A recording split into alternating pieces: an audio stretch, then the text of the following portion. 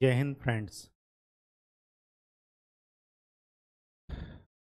विश्व इतिहास, आधुनिक विश्व इतिहास हम लोगों का चल रहा था टॉपिक।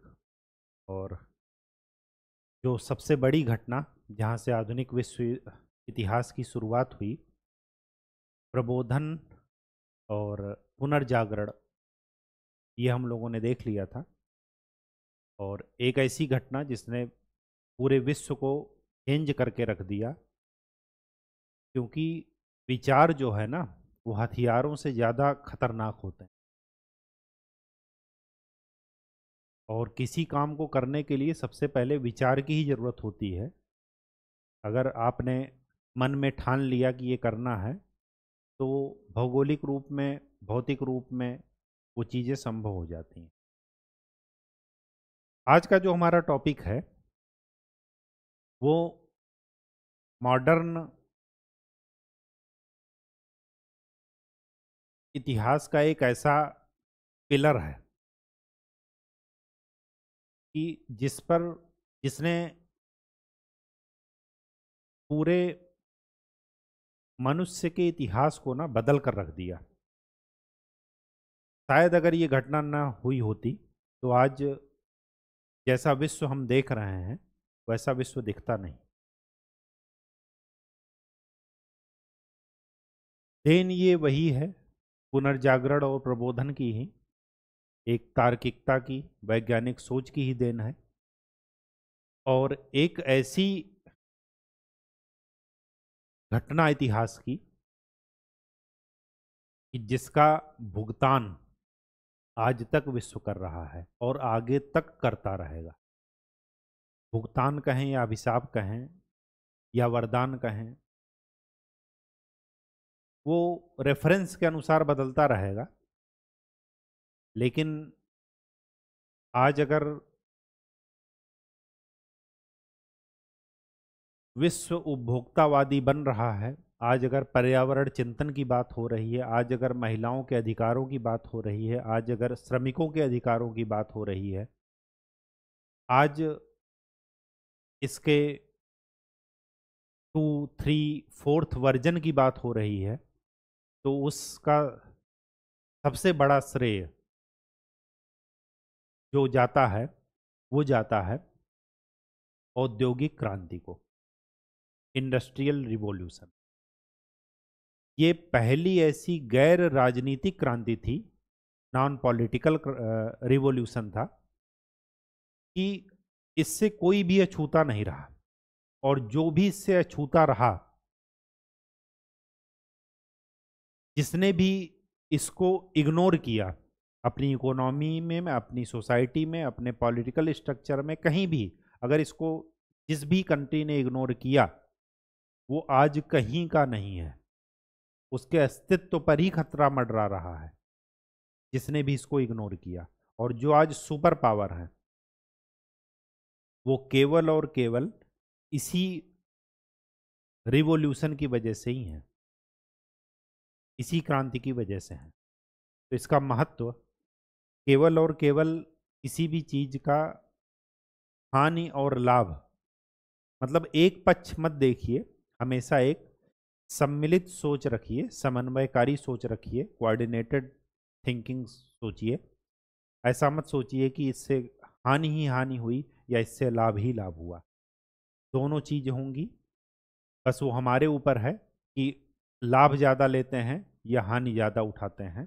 वो हमारे यूज करने पर ये बात डिपेंड करेगी। ठीक, तो आज का टॉपिक स्टार्ट करते हैं, इंडस्ट्रियल रिवॉल्यूशन।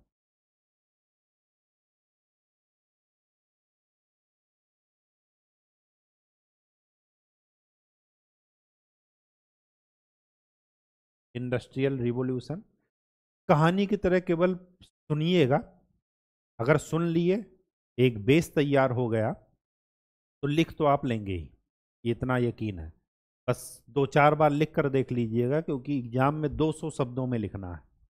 ठीक है, 2000 शब्दों में नहीं, क्योंकि यहाँ पर जो कंटेंट बताया जाएगा वो इतना बता दिया जाएगा कि आपको अगर 2000 शब्दों में लिखना हो तो आप लिख लेंगे। लेकिन समस्या है कि पूरे ज्ञान को 200 शब्दों में लिखना, और ख़ास करके जो पूछा गया है वो न छूटने पाए। ऐसा नहीं कि बाकी कहानी लिख दी और जो पूछा गया वही नहीं लिख पाए। ठीक। इंडस्ट्रियल रिवॉल्यूशन, औद्योगिक क्रांति।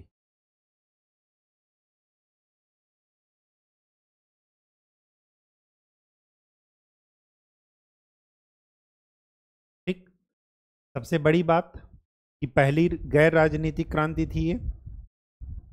गैर राजनीतिक क्रांति का क्या मतलब है कि किसी पॉलिटिकल विचारधारा से ये नहीं जुड़ी थी। ठीक।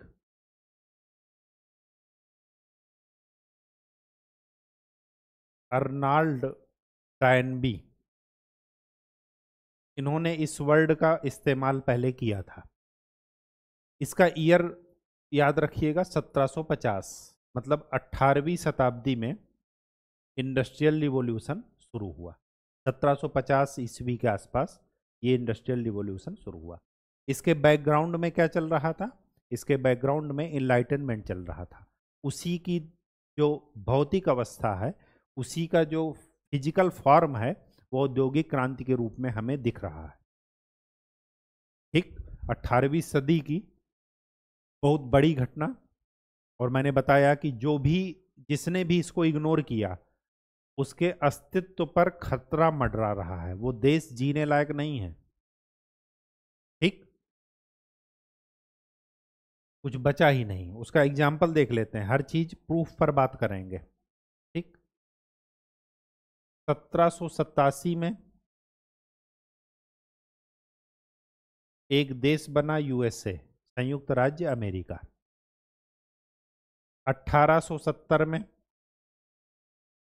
बना इटली। 1871 में जर्मनी। 1876 में जापान। ये सब औद्योगिक क्रांति से उपजे हुए देश हैं और इन्होंने औद्योगिक क्रांति को प्रमोट किया।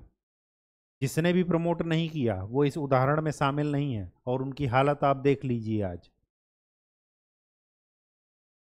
भारत 1947। चीन, फाइनल तो ये 1949 में, लेकिन उसके 1921 में ही ये आ गए थे पिक्चर में।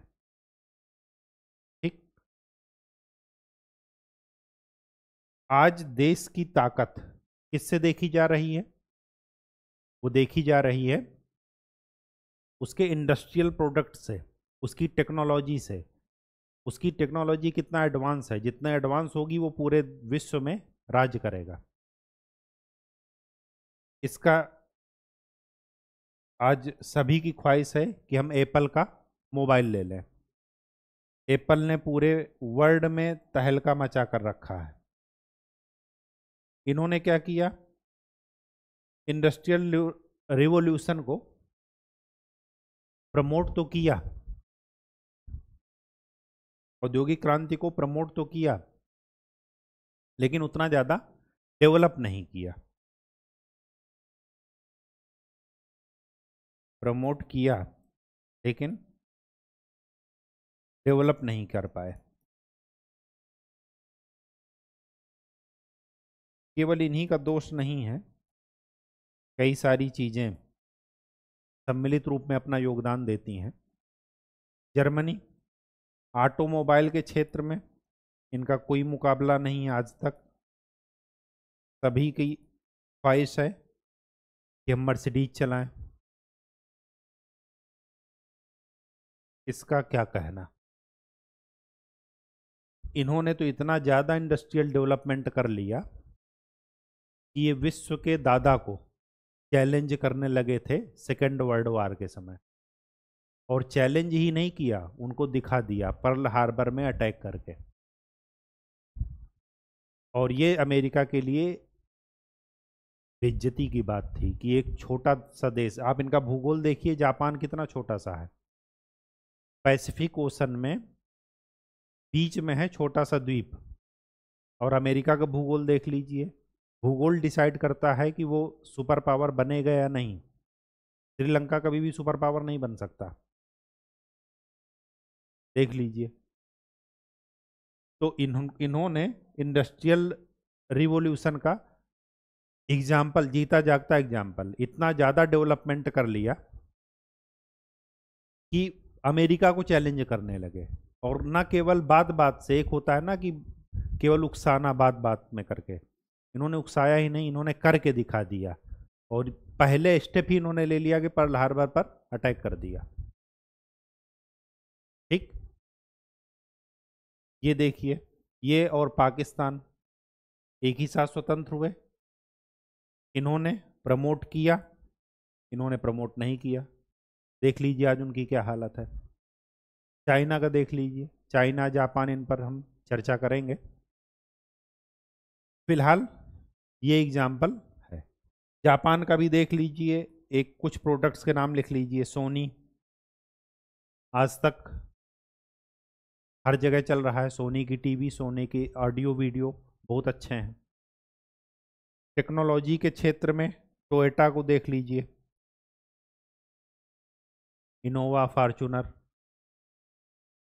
ठीक, इनको टक्कर दे रहे हैं जर्मनी को। ठीक है, तो ये सब केवल और केवल किसकी देन है? औद्योगिक क्रांति की देन। ये गैर राजनीतिक क्रांति थी, मतलब इसका राजनीति से कोई लेना देना नहीं था, वैचारिक क्रांति थी। और मैंने आपको बताया है कि विचार जो है वो सबसे ज्यादा खतरनाक है।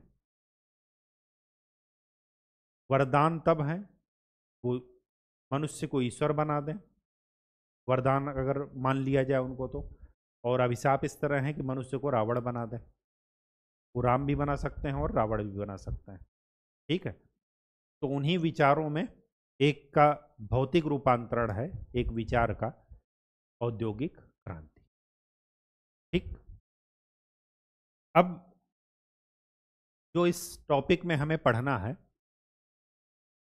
वो ये पढ़ना है कि औद्योगिक क्रांति का अर्थ क्या है, मीनिंग क्या है। तो मीनिंग ये है कि मशीनीकरण के द्वारा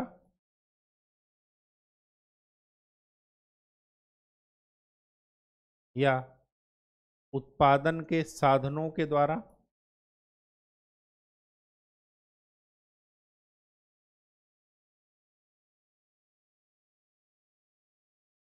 उत्पादन में वृद्धि हो गई, और उस उत्पादन में वृद्धि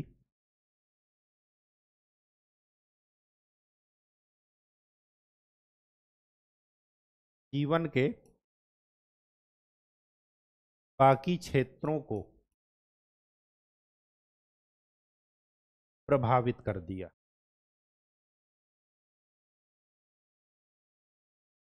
इसी को बोलते हैं इंडस्ट्रियल रिवॉल्यूशन। उत्पादन के साधनों का जो बढ़ा हुआ हिस्सा है उसने जीवन पूरा बदल कर रख दिया। इसी को बोलते हैं इंडस्ट्रियल रिवॉल्यूशन। जानकारी के लिए आपको बता दें कि इंडस्ट्रियल रिवॉल्यूशन जो ये फर्स्ट वाला वर्जन जो 1750 ईस्वी के आसपास हुआ, ये क्या था? मशीनों का उपयोग करके हमने क्या कर दिया? उत्पादन बढ़ाया। जो इंडस्ट्रियल रिवॉल्यूशन 2 है ये कब हुआ? 18वीं शताब्दी में, 1750। ये है 19वीं शताब्दी का। इसमें हमने क्या किया? मशीनों को मनुष्य के श्रम के साथ मिला दिया। मतलब अब केवल मशीनें ही नहीं रहेंगी, अब असेंबली लाइंस हो गई। असेंबली लाइंस क्या है? एक जगह एक नट फिट हो रहा, फिर आगे बढ़ करके दूसरा नट फिट हो रहा है। आप इंडस्ट्री में देखते होंगे, अगर एक कार बन रही होगी, टीवी में डिस्कवरी वगैरह में देखिएगा कैसे प्रोडक्शन होता है। ये 2 का एग्जाम्पल है। फिर IR3 हो गया, ये है 20वीं शताब्दी। इसमें क्या किया? इस श्रम को हटा करके इलेक्ट्रॉनिक का इस्तेमाल कर दिया। मतलब इलेक्ट्रॉनिक्स प्लस मशीनें मिल करके क्या कर रही हैं, प्रोडक्शन कर रही हैं। और अब बात की जा रही है 21वीं सदी में इंडस्ट्रियल रिवॉल्यूशन वर्जन 4 की, जहां पर इलेक्ट्रॉनिक्स मशीनें आपस में बात कर रही हैं, आर्टिफिशियल इंटेलिजेंस, डाटा, क्लाउड की बात की जा रही है, मशीन लर्निंग की बात की जा रही है। ये क्या है, इंडस्ट्रियल रिवॉल्यूशन 4। अब हम फोर्थ जनरेशन में हैं। पूरा वर्ल्ड फोर्थ जनरेशन की बात कर रहा है कि इंडस्ट्रियल रिवॉल्यूशन का फोर्थ वर्जन अब इस समय चल रहा है 21वीं सदी में। ठीक, तो स्वाभाविक सी बात है कि ये क्रांति ऐसी है जो कभी भी खत्म नहीं हो रही। ये क्रांति क्यों है, क्रांति इसी वजह से है क्योंकि इसके पहले कृषक व्यवस्था थी, सामंत थे, जमींदार वर्ग थे, कारखाने का विकास नहीं हुआ था। कारखाने का विकास होता क्यों, जरूरत ही नहीं थी। क्यों नहीं थी वो देख लेते हैं। तो सबसे पहले देख लेते हैं कि इंडस्ट्रियल रिवॉल्यूशन, औद्योगिक क्रांति होने के कारण, औद्योगिक क्रांति हुई क्यों। तो चार चीजें यहां पर ध्यान में रखिएगा। पहला, आधार। सबसे पहले कोई घटना होती है तो एक दिन में नहीं हो जाती, उसका आधार बहुत पहले से बनता रहता है। ठीक, और इसके आधार में दो बातें ध्यान में रखिएगा। पहली बात यह है कि पुनर्जागरण और प्रबोधन हो गया। मैंने आपको बता रखा है कि पुनर्जागरण की परिपक्व अवस्था ही क्या है, प्रबोधन है, इनलाइटनमेंट। और इसमें यहां पर हमने क्या किया, इनलाइटनमेंट में तार्किक और वैज्ञानिक विश्लेषण को महत्व दिया, परलोक की बजाय मानवता पर बल दिया, इहलोक पर बात की, मनुष्य को केंद्र में रखा, प्रकृति को केंद्र में रखा। ठीक, चर्च, धर्म, इन सबको क्या कर दिया, किनारे कर दिया। वाल्टेयर क्या कहता है कि हर बदनाम चीज को बदल डालो, और उसका सबसे अच्छा एग्जाम्पल ये है कि हमने चर्च, धर्म सबको किनारे करके औद्योगिक क्रांति क्या कर ली, डेवलप। ठीक, तो आधार में एक तो है पुनर्जागरण और प्रबोधन का योगदान। इन्होंने क्या किया, वैज्ञानिक और तार्किक सोच को डेवलप किया, महत्व दिया। भाप के इंजन का आविष्कार हो रहा है, ठीक, जेम्स वाट के द्वारा। वायरलेस तकनीक का इस्तेमाल हो रहा है, रेडियो आ रहा है, ठीक है, टेलीफोन आ रहा है, प्रिंटिंग प्रेस आ रहा है। ठीक, ये सारी चीजें। दूसरा आधार क्या है, वो है विश्व व्यापार।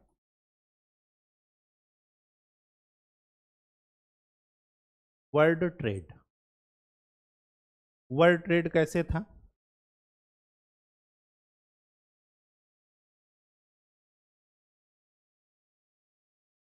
ये है नॉर्थ अमेरिका, इधर है साउथ अमेरिका, इधर है यूरोप, अफ्रीका, एशिया, ऑस्ट्रेलिया, इधर न्यूजीलैंड। ठीक, यूरोपीय लोग क्या करते थे, अफ्रीका से लेते थे दास, स्लेव, इनको ले जाते थे यहां पर नॉर्थ और साउथ अमेरिका में,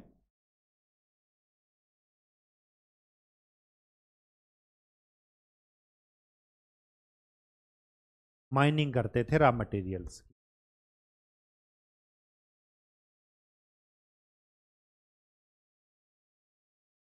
ठीक, इधर से भी रॉ मटेरियल आता था।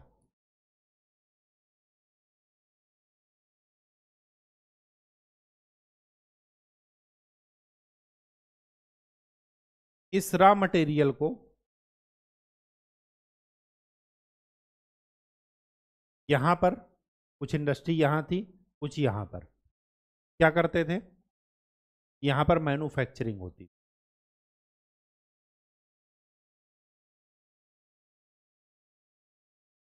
और फिर यहीं से वो सब जगह डिस्ट्रीब्यूट किया जाता था। तो ये चलता था वर्ल्ड ट्रेड। एक जगह से लेबर उठाए, लेबर और कच्चा माल को एक जगह इस्तेमाल किए, प्रोडक्ट बना, फिर प्रोडक्ट को सारी जगह क्या किए, डिस्ट्रीब्यूट किया। अब हुआ क्या,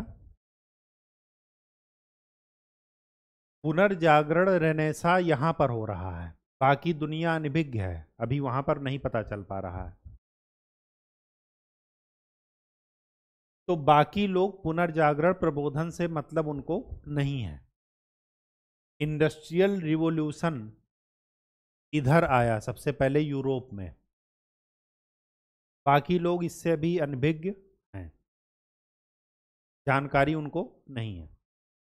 तो जो फिनिश्ड गुड उनके पास पहुंच रहा है, उनके लिए वो क्या है, उनके स्थानीय उत्पादों से सस्ता भी है और देखने में अच्छा भी है, भले वो टिकाऊ कम हो। एक बार आकर्षित तो करेगा ना। तो क्या हो रहा है, डिमांड बढ़ रही है। और जब डिमांड बढ़ेगी तो उस डिमांड को पूरा करने के लिए मनुष्य के श्रम का इस्तेमाल कब तक किया जाए। तो स्वाभाविक सी बात है कि क्या बनाया गया, मशीनें।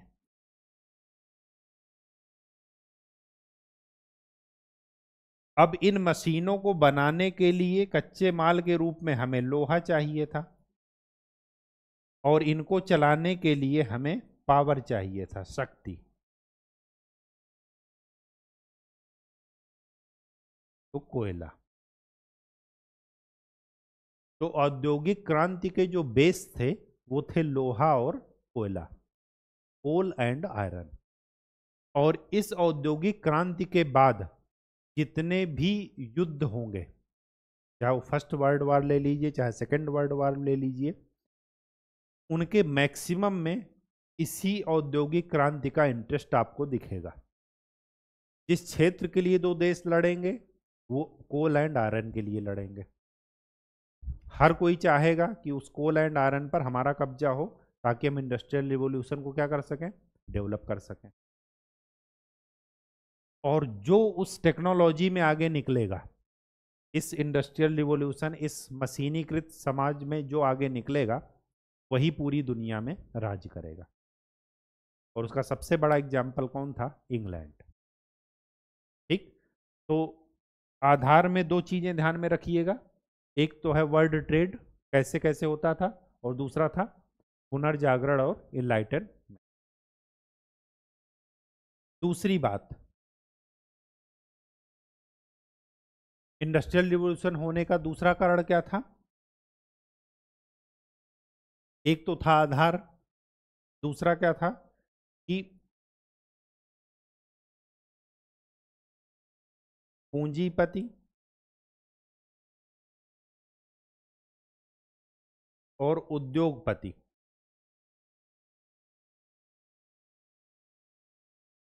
द्वारा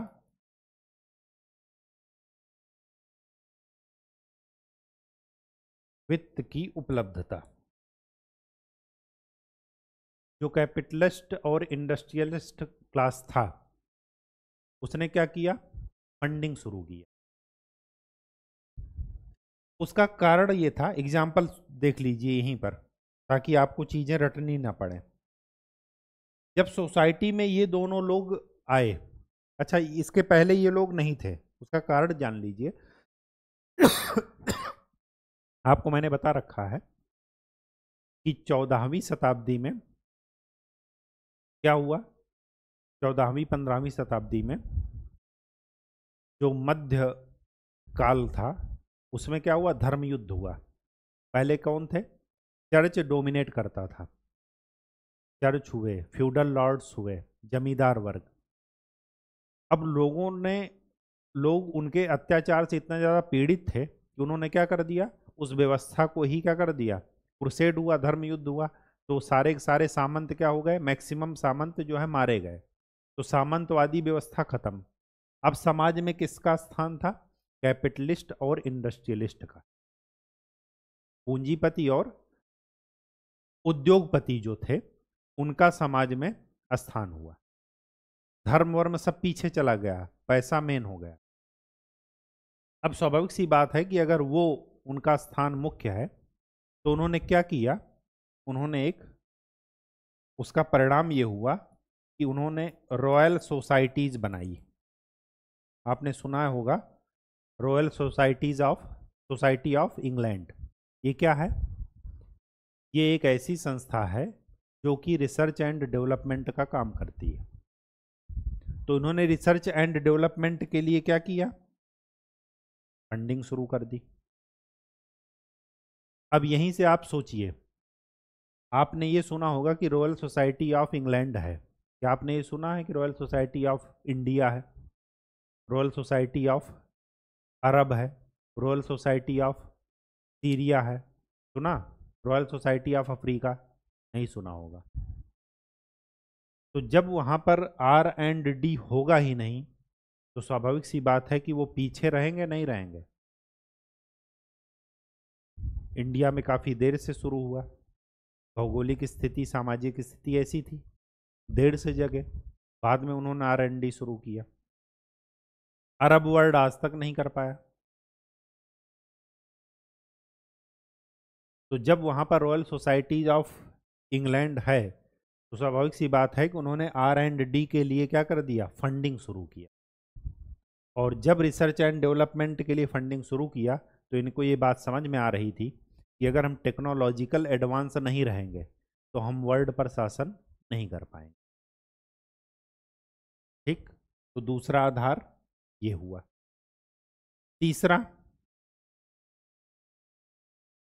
तीसरा जो कारण था वो बहुत ही मजेदार कारण था। मजेदार कारण इस वजह से क्योंकि पुनर्जागरण और प्रबोधन, इन्होंने हर चीज में जब तार्किकता ढूंढना शुरू किया तो साथ में ये भी देखा कि ये जो समुद्र हम देख रहे हैं, ये जो कस्तुनतुनिया पर तुर्कों ने आक्रमण कर लिया, अधिकार कर लिया और परेशान करना शुरू किया, तो फिर क्या हुआ, आविष्कार और खोजें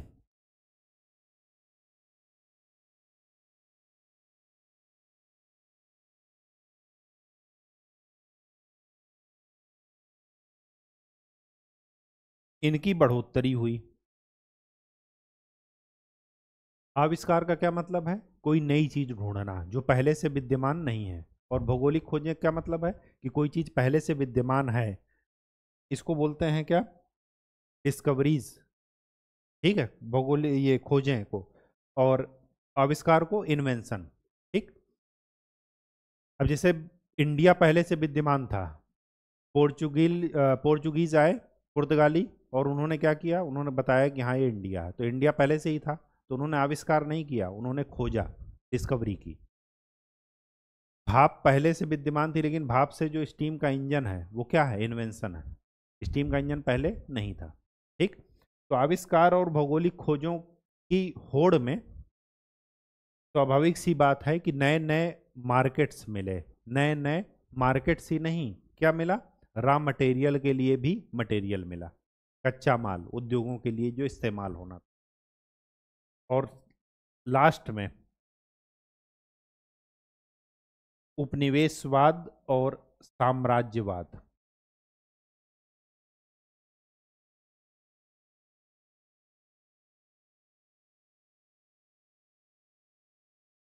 इसके कारण क्या हुआ, मार्केट मिल गया अच्छा खासा। मार्केट के साथ साथ क्या मिला, इन्होंने किसको बढ़ावा दिया, इसको, मार्केट के साथ साथ रॉ मटेरियल के लिए भी ग्राउंड मिल गया। रॉ मटेरियल की कंटिन्यूअस उपलब्धता रहे, वो भी सस्ते दामों पर। ठीक, तो ये क्या था, चीजें थी जिसकी वजह से क्या हुआ, इंडस्ट्रियल रिवॉल्यूशन शुरुआत हुई। इसमें एक दो पॉइंट आपको और ध्यान में रखना है। वो क्या ध्यान में रखना है,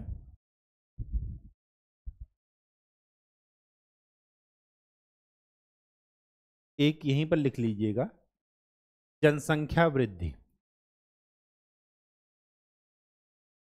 पॉपुलेशन इंक्रीज भी उसी समय हुई। एंटीबायोटिक वगैरह का इस्तेमाल, एंटीबायोटिक और ये सब जो है, मतलब लोगों के रहन सहन में थोड़ा क्या हुआ, प्रबोधन और इनलाइटनमेंट आने से थोड़ा उन्नत हुआ। ठीक, सिचुएशन। दूसरी बात क्या थी, पूंजीपति उद्योगपति बना, बता ही दिए, आधार भी बता दिए, इन्वेंशन ये सब भी हो गया। एक और, हाँ, एक लिख दीजिए, राष्ट्रवाद।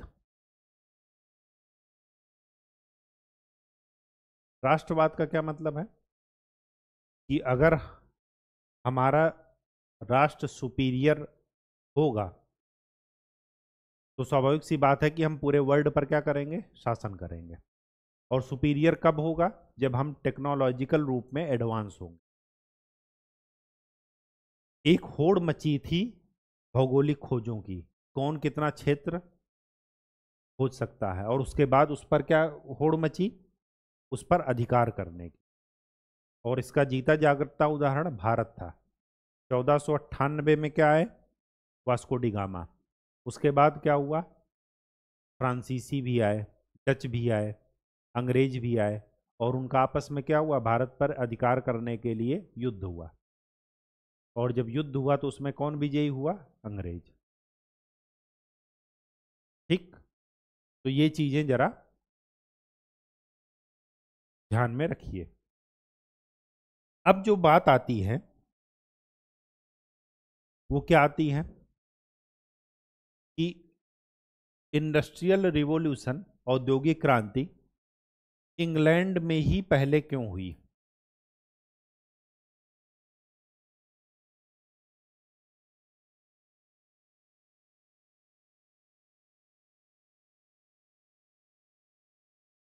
ये सबसे बड़ा क्यूरियोसिटी का पॉइंट था और है भी।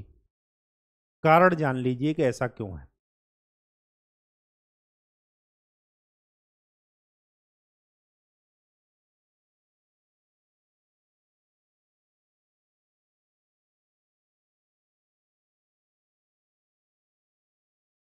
आविष्कार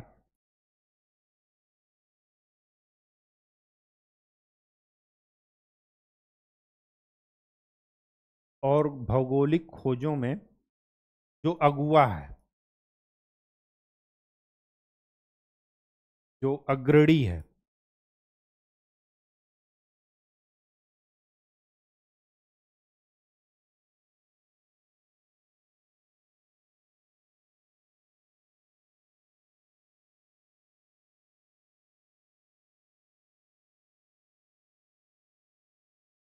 इसमें जो अग्रणी है, उपनिवेशवाद,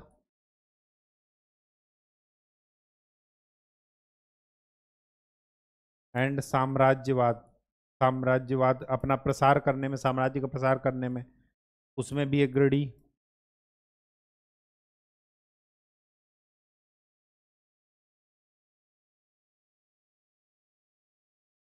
धन को इकट्ठा करने में,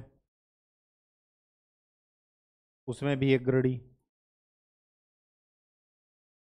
इन सब में अग्रणी कौन है, पुर्तगाल और Spain.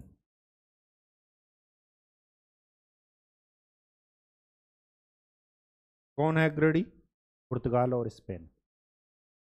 Capitalist and industrial class में वो अग्रणी हैं। कैपिटलिज्म एंड साम्राज्यवाद और उपनिवेशवाद में कौन है, इंपीरियलिज्म एंड कैपिटलिज्म में कौन है, Portugal and Spain. Collection of wealth में कौन है? Portugal and Spain. Invention and geographical discoveries में कौन है पायनियर? वो है पुर्तगाल एंड स्पेन। इन सब के बावजूद इंडस्ट्रियल रिवॉल्यूशन सबसे पहले कहाँ हुआ? इंग्लैंड। तो मजेदार बात तो है ही, और इंटरेस्टिंग बात भी है कि जब सभी में अग्रणी ये हैं, तो इंग्लैंड में औद्योगिक क्रांति सबसे पहले क्यों हुई? अगर इतना सब इनके पास था, अगर ये अग्रणी हो जाते सबसे पहले, यहाँ पर इंडस्ट्रियल रिवॉल्यूशन हो जाता, तो ये कोई आश्चर्यजनक बात नहीं थी, क्योंकि सारी सुविधा इनके पास है, तो इनको अगुवा होना ही था, अग्रणी होना ही था। लेकिन सारी सुविधा है इनके पास और बाजी ये मार रहा है, ऐसा क्यों? ठीक, तो उसका कारण देख लेते हैं। पहला कारण,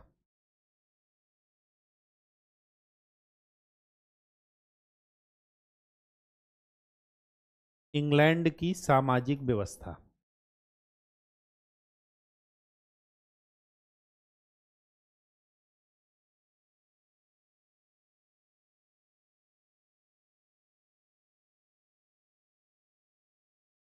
इंग्लैंड का सोशल स्ट्रक्चर। सोशल स्ट्रक्चर शुरुआत करते हैं 1215 ईस्वी। 1215 ईस्वी मतलब 13वीं सदी की शुरुआत में।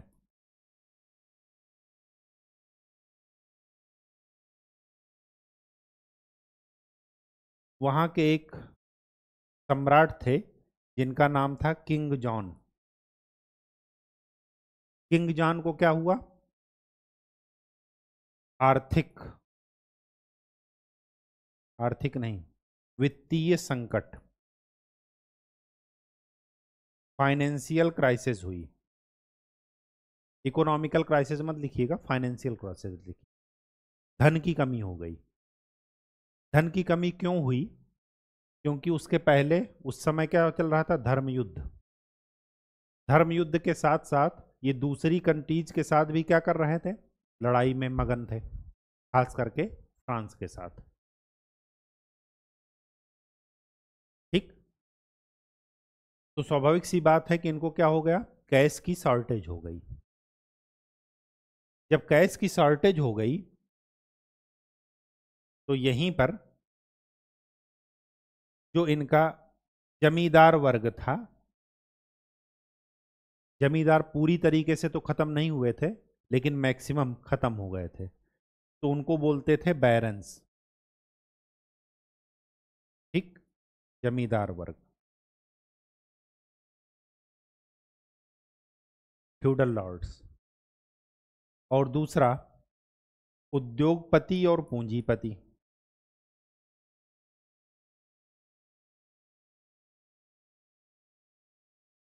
इन लोगों ने क्या किया? दोनों ने मिल करके इस संकट को दूर किया, दूर किया। कहने का मतलब यह है कि राजा को क्या किया? मदद दिया। अब जब राजा को मदद दिया, तो बदले में राजा भी इनको कुछ देंगे। बदले में राजा ने इनको क्या किया? इन दोनों को, यहां से कुछ प्रतिनिधि और यहां से कुछ प्रतिनिधि, क्या किए? राज्य की, यहां पर लिखिएगा, बदले में राजा ने दोनों वर्ग के प्रतिनिधियों को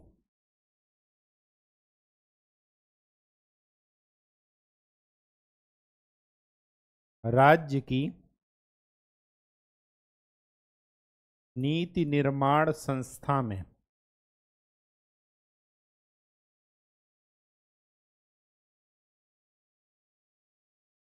प्रतिनिधित्व दिया, रिप्रेजेंटेशन दिया।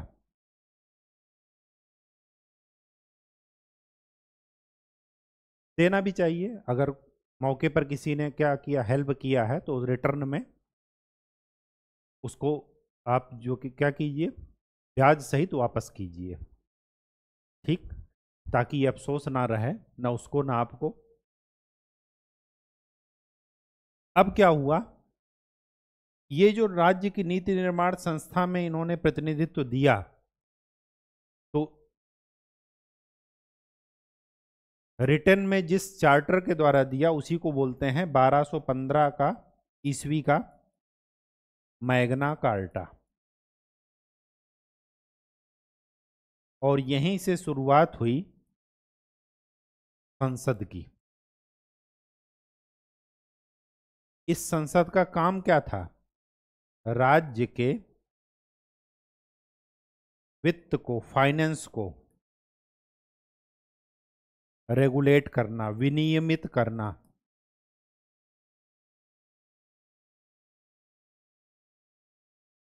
स्वाभाविक सी बात है कि जो पैसा देगा वही बताएगा कि खर्च कहाँ करना है।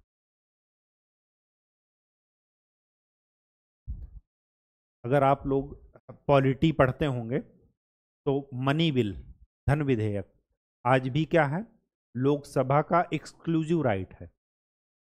मनी बिल, धन विधेयक कभी भी राज्यसभा में पेश नहीं किया जाता। कहाँ पेश किया जाता है, लोकसभा में। क्यों? क्योंकि पब्लिक का पैसा है, पब्लिक ही बताएगी कि कहाँ कहाँ खर्च करना है। ठीक, तो ऐसी चीजों को पढ़िएगा। तो राज्य के वित्त को क्या करना है, फाइनेंस को रेगुलेट करना, ये बताएगा। देखिए, समस्या यहां नहीं है कि इतने सारे चेंज हो रहे हैं, समस्या ये है कि सोसाइटी उसको एक्सेप्ट कर रही है या नहीं कर रही है। और इंग्लैंड की सोसाइटी इस मामले में बहुत ही अच्छी थी। ये जो चेंजेस हो रहे हैं, चर्च से वो पहले से ही पीड़ित थे, धर्म के नाम पर इतना ज्यादा अत्याचार हो गए थे कि वो पहले से ही पीड़ित थे। धर्म को पूरी तरीके से राज्य से नकार देना चाहते थे, अलग कर देना चाहते थे। तो जब ये शासन आया, पूंजीपतियों का आया, तो स्वाभाविक सी बात है कि उनके लिए क्या था, एक अच्छी व्यवस्था थी। और इसका उन्होंने दोनों हाथ फैला करके स्वागत किया, विरोध नहीं किया। अब बताइए, जब ये इंडस्ट्रियलिस्ट, कैपिटलिस्ट राज्य की पॉलिसी को बनाएंगे तो किसको प्रमोट करेंगे, इंडस्ट्री को प्रमोट करेंगे। अब यहीं पर और लिख लीजिए, ये सब चल ही रहा था। 1688 में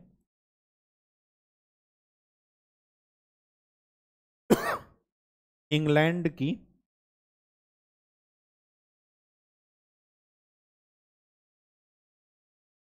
गौरवपूर्ण या गौरवमयी क्रांति हो गई।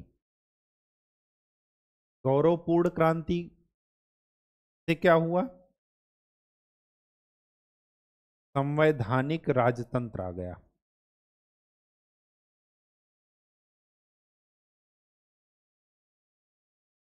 अब प्रधान कौन है, संसद, जिसको कि आपने अधिकार दिया है स्टेट के फाइनेंस को रेगुलेट करने का।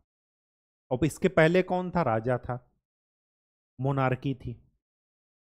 ठीक, ये गौरवपूर्ण क्यों है, जब हम लोग इंग्लैंड की क्रांति पढ़ेंगे तब बताएंगे। लेकिन अभी के लिए जान लीजिए कि इस गौरवपूर्ण क्रांति ने क्या किया, राजतंत्र को हटा करके, जो कि निरंकुश था, संवैधानिक राजतंत्र में बदल दिया।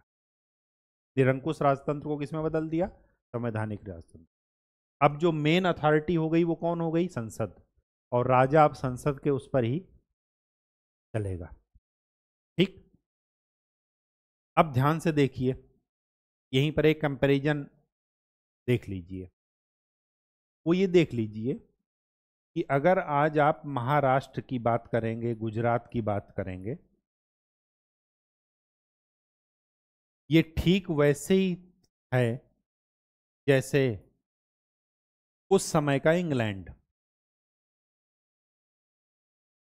और आज आप यूपी और बिहार की बात कर लीजिए, ये ठीक वैसे ही हैं जैसे बाकी यूरोपीय देश उस समय के थे।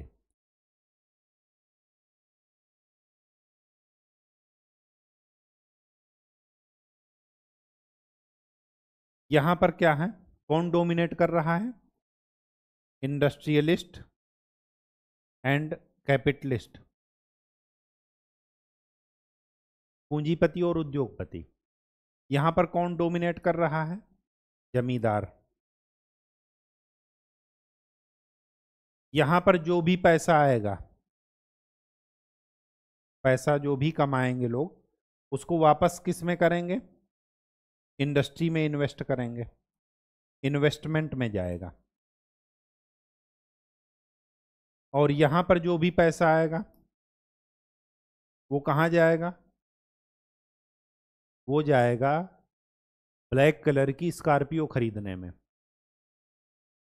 कालीन भैया बनने में जाएगा, गुड्डू भैया बनने में जाएगा, मुन्ना भैया बनने में जाएगा। लीगल या इलीगल अय्यासी में जाएगा, लोगों को दिखावे में जाएगा। ठीक, तो यहां पर पैसा कहां जाएगा? दिखावा में, विलासिता में, लग्जरी में। इन्वेस्टमेंट यहां पर नहीं होगा। तो इंग्लैंड में क्रांति होने का पहला कारण यह था कि वहां पर सोशल स्ट्रक्चर में कौन सा वर्ग डोमिनेट कर रहा था? पूंजीपति और उद्योगपति वर्ग। और वो न केवल डोमिनेट कर रहा था, राज्य की सत्ता में भी वो क्या कर रहा था? डोमिनेट कर रहा था। और लोगों ने उस वर्ग का विरोध ना करके उसको क्या किया? खुले दिल से स्वागत किया, एक्सेप्ट किया उस चेंज को। इमोशनल नहीं हुए कि अडानी अंबानी ही क्या करेंगे, सरकार चलाएंगे तो हम लोग क्या करेंगे। अरे चलाने दो, इंडस्ट्री लगाएंगे, लोगों को क्या मिलेगा? रोजगार मिलेगा। जाति धर्म ये पीछे छूट जाएगा, जिसकी वजह से लोग लड़ रहे हैं। ठीक है, बात समझ में आ गई? तो ये पहला कारण था। दूसरा कारण, दूसरा कारण क्या कहता है?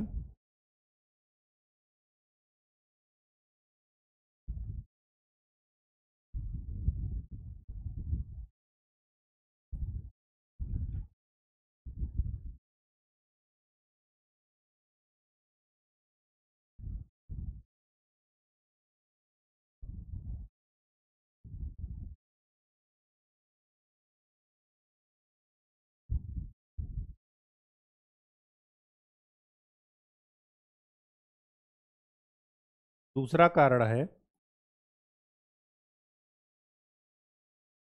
वित्त की उपलब्धता।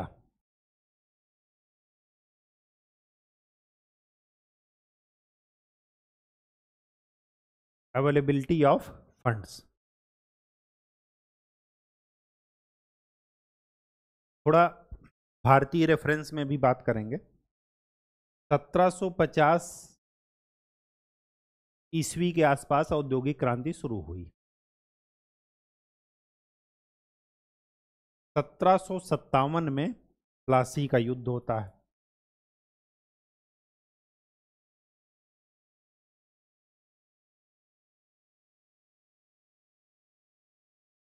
1764 में बक्सर का युद्ध होता है।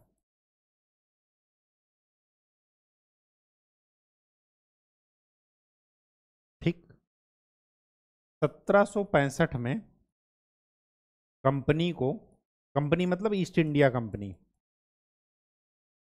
को बंगाल,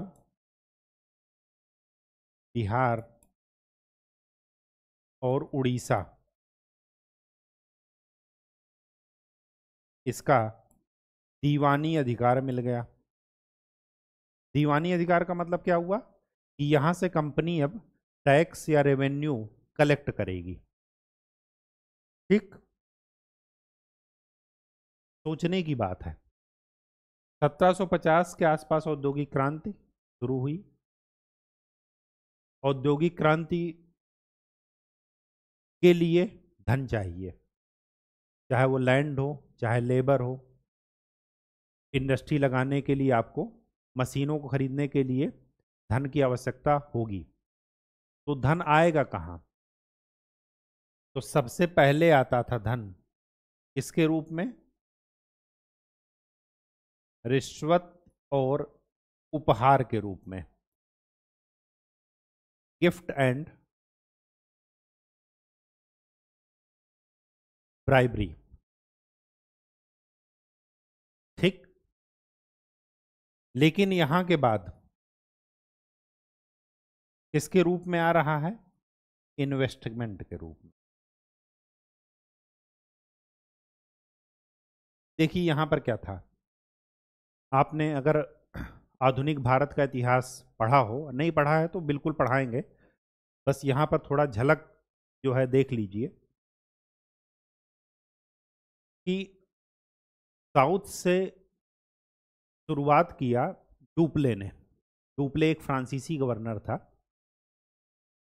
और उसने ये देखा कि भारतीय राजाओं के आंतरिक मामलों में हस्तक्षेप कीजिए और फिर क्या कीजिए?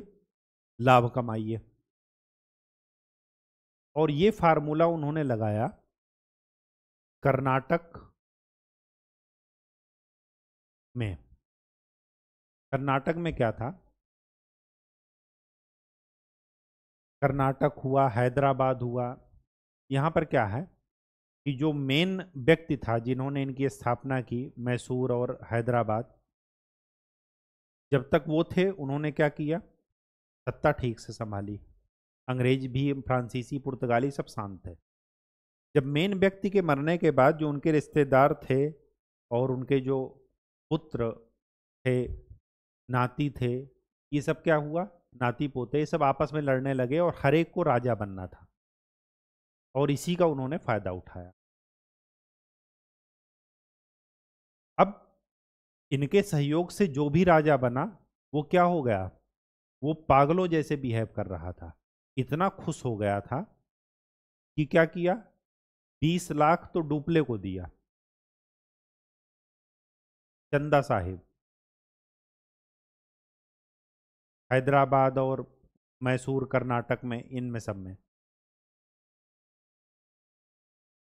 निजामुल मुल्क, आप उसमें आधुनिक भारत में पढ़ेंगे। कुछ ने क्या किया? 80 गांव दे दिया कि आप वहीं पर जो है गिफ्ट में दे दिया उनको। अब ये सब देख करके डुप्ले क्या हो गया? बहुत ज्यादा प्रभावित हो गया। और यही बात, डुप्ले की बात पता चली किसको? रॉबर्ट क्लाइव को। रॉबर्ट क्लाइव जब सबसे पहले 1756 में यहां पर आया बंगाल में, उसने यही राजा बनाने वाला फार्मूला अप्लाई किया। जैसे ही पहुंचा, मुर्शीद कुली खान जब तक थे तब तक सही था। इसके बाद जैसे ही पहुंचे वहां पर 1756 में, क्लाइव पूछा कि कौन राजा बनेगा? सबसे पहले मीर जाफर ने कहा हम बनेंगे। कह रहे बिल्कुल बनाएंगे। मीर जाफर को उन्होंने राजा बनाया, क्लाइव ने, प्लासी के युद्ध के बाद। और जब राजा बनाया तो मीर जाफर राजा बनने के बाद 50 लाख रॉबर्ट क्लाइव को दिए। अकेले 50 लाख, सोचिए उस जमाने में 1757 में। अब इसके बाद जब क्लाइव को ये बात पता चली कि ये तो जो है अच्छा खासा वो कर रहा है, तो उन्होंने घूम घूम करके पूरे भारत में राजा ही बनाना शुरू किया और उसी फार्मूले पर उन्होंने क्या किया? भारत पर अधिग्रहण कर लिया। तो ठीक आपको ये सोचना है कि पहले क्या हुआ कि ब्राइबरी और गिफ्ट के रूप में दिया गया पैसा। इसके बाद इनको क्या मिल गया? अधिकार मिल गया रेवेन्यू कलेक्ट करने का। अब देखिए पहले क्या होता था? पहले ये पैसा बाहर से आता था, इंडियन गुड्स खरीदे जाते थे उन पैसों से, और फिर उन गुड्स को ले करके कंपनी बाहर जाकर के पूरे वर्ल्ड में उन गुड्स को बेचती थी। लेकिन अब क्या हुआ? अब यहीं के पैसे से यहीं के सामान खरीदे जाएंगे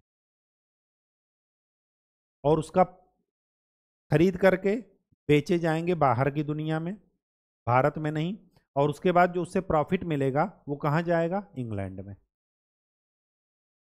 तो यहीं से क्या हुआ? धन के निष्कासन शुरू हुआ, स्टार्ट। शुरुआत में धन का निष्कासन उपहार और रिश्वत के रूप में था, बाद में धन का निष्कासन इन्वेस्टमेंट के रूप में।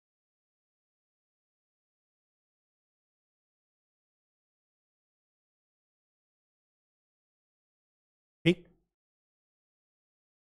तो ये सेकंड कारण था वित्त की उपलब्धता। तीसरा तीसरा जो कारण था वो था श्रम की उपलब्धता।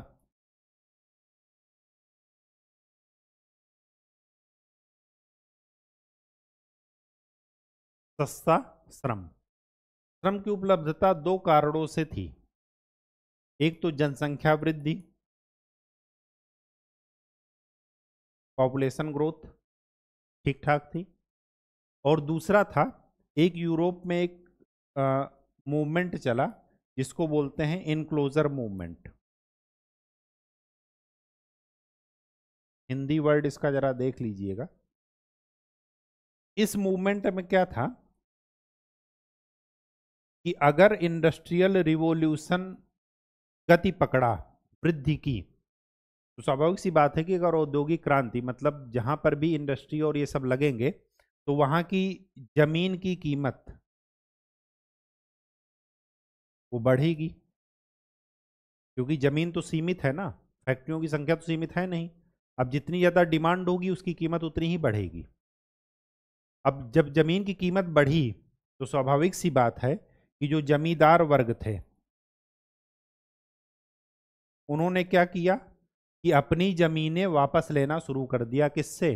किसानों से। तो जो अभी तक किसानों को दे रखे थे खेती करने के लिए, उससे उनसे क्या किया? वापस लेना शुरू किया।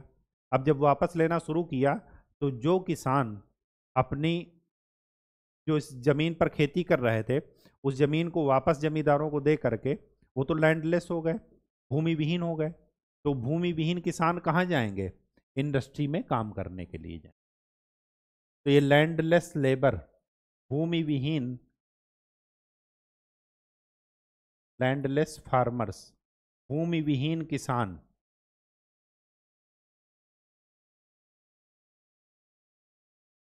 कहाँ जाएंगे? औद्योगिक उसमें श्रम की उपलब्धता को पूरी करेंगे। ठीक। चौथी बात, उपनिवेश एंड साम्राज्यवाद के विस्तार के कारण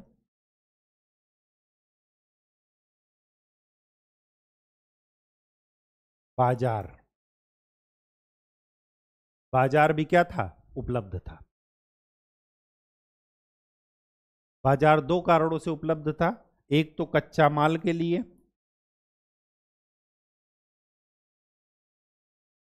और दूसरा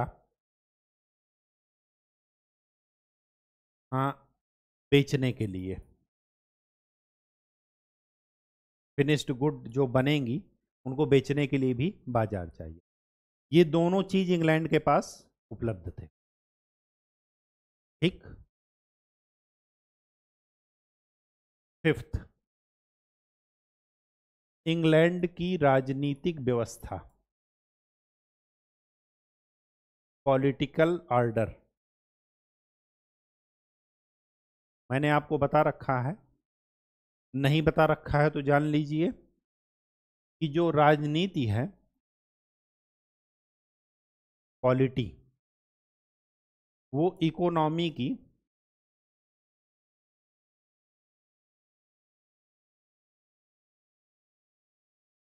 अभिभावक है, गार्जियन है। Polity is guardian of economy. तो अगर आपको इकोनॉमिकल स्ट्रांग रहना है तो आपको पॉलिटिकल स्ट्रांग रहना पड़ेगा। तो अगर आप पूंजीपति और उद्योगपति वर्ग सोसाइटी में प्रमोट हो रहे हैं, सोसाइटी में उनका डोमिनेंस बढ़ रहा है, तो स्वाभाविक सी बात है कि वो पॉलिटिकल डोमिनेंस भी बढ़ रहा है, क्योंकि संसद में वही बैठे हैं। और सबसे बड़ी बात कि इस चेंज को लोगों ने विरोध ना करके क्या किया, स्वीकार किया। ये सबसे बड़ी बात थी, और उसी स्वीकार करने का परिणाम था कि इंग्लैंड औद्योगिक क्रांति में अग्रणी था। ठीक। 6 पॉइंट, इंग्लैंड की भौगोलिक दशाएं या अवस्थिति।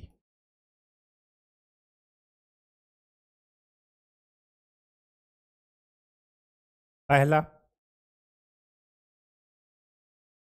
समुद्र के किनारे तटों से जो है दूरी क्या थी, समान थी।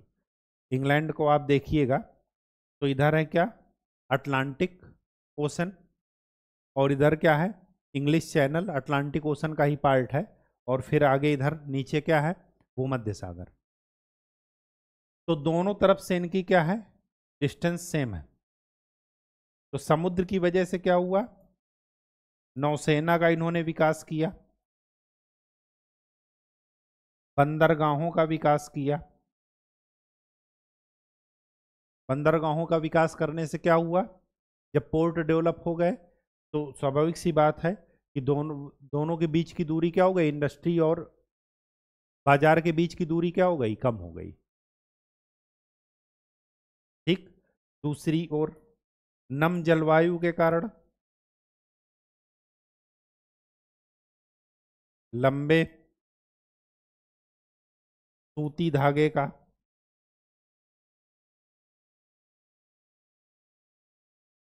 उत्पादन। कॉटन के लिए क्या चाहिए, नम जलवायु। ठीक। तो इसके लिए भी क्या था, इंग्लैंड की जलवायु क्या थी, उपयुक्त थी।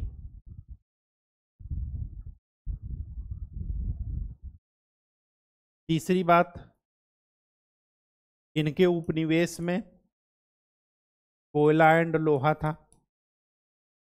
लोहा से क्या बना, मशीनें बनी, और कोयला से क्या हुआ, इन मशीनों को चलाने के लिए शक्ति मिली, पावर मिली।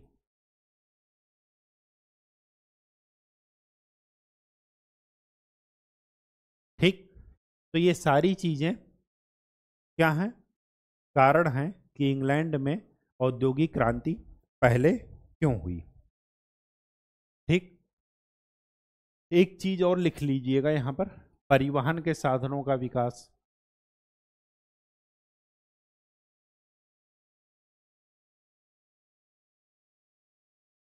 स्टीम का इंजन जेम्स वाट ने बना दिया था। रोड, कंक्रीट से बनी रोड का जो है विकास हुआ। ठीक। तो ये इन सब चीजों के कारण। लास्ट में एक पॉइंट और लिख लीजिएगा, वैज्ञानिक खोजों को बढ़ावा।